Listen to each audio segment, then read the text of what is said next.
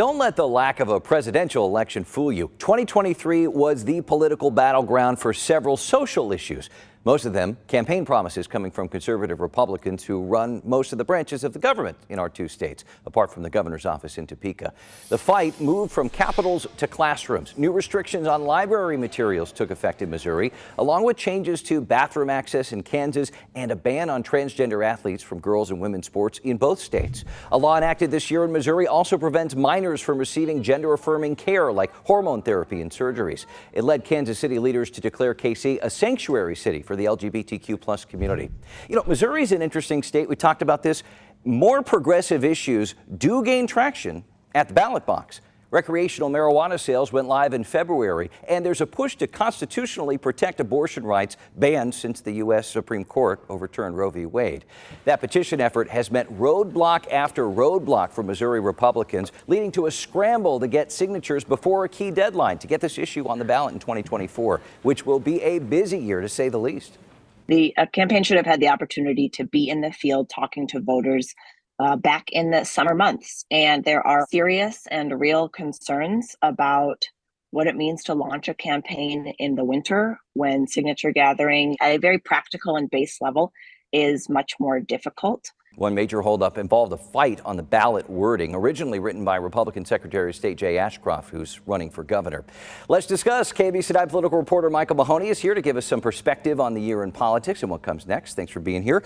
Republicans seem to stall this latest progressive push, but they really couldn't get any traction last session in Jeff City to try to change the voter threshold when it came to petitions. Right. The initiative petition process will be something that the legislature goes back and revisits again this year.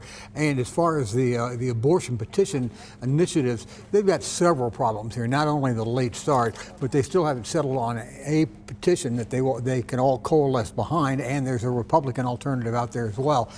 The chances of this getting on the ballot, some sort of abortion rights petition in Missouri, grow dimmer every day because of everything that took place in 2023. Yeah, it's an uphill battle for sure. And we even see in Kansas where, voters overwhelmingly protected abortion rights, there's still pushback from the state legislature. Right. And there'll be some more of that in Kansas this year, although the two big battlegrounds in Kansas I expect to be tax cuts that the Republicans are going to push. And for months now, Governor Kelly has been beating the drum for Medicaid expansion. And there's a big brouhaha fight here at the end of the year about work requirements for people on Medicaid. Let's talk about that. This would be a sixth attempt from the governor to try to get Medicaid expanded in Kansas. What makes you think it's going to happen this time?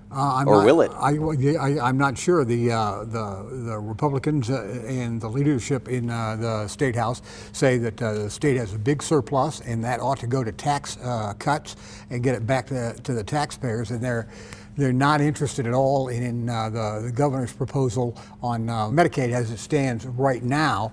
They want a work requirement in there, and both Kelly and the Biden administration don't care for that sort of thing. Yeah, you mentioned tax cuts. Tomorrow on New Year's Day, we actually see the axing of the tax, right? At least some of it. Right, 4 to 2% for Kansas food sales tax. Right, and this is part of something that Kelly got passed through the legislature, and it gets knocked down yearly until I believe next year it goes away. 2025, right? Yeah. We've talked a lot about 2023 not being a presidential year. Of course, 24, there's going to be a lot to watch. But aside from presidential, we've got big races here at home, too. Well, yeah, the dominant race is Cody, I think, going to be clearly the Missouri Republican primary for governor. Bill Eigel is in it. Mike Keogh, the lieutenant governor, is in it, and Secretary of State Jay Ashcroft. Eigel, of course, is a state senator. He's running a very conservative campaign, as is Ashcroft. And Mike Keogh is more of a conservative than he is a moderate, but he's going to have that center lane in that. And then the other big issue in electoral politics is going to be the race for Attorney General. Andrew Bailey standing for election for the first time after being appointed to the office, and Will Scharf, a conservative Republican who helps out on the Donald Trump legal team, is running against him. And the other thing to mention is Missourians might get a chance to bet on sports book at the ballot box this year if it doesn't get through the legislature. Both Missouri and Kansas are going to be solid Republican States, and so there's not going to be a lot of political campaigning in our area in the 24 presidential race. Yeah, and of course, Missouri has tried but failed a couple of times to get sports betting going. So we'll see what happens in the new year. All right, bet. Michael Mahoney, thanks for being with us this year and beyond. We appreciate it.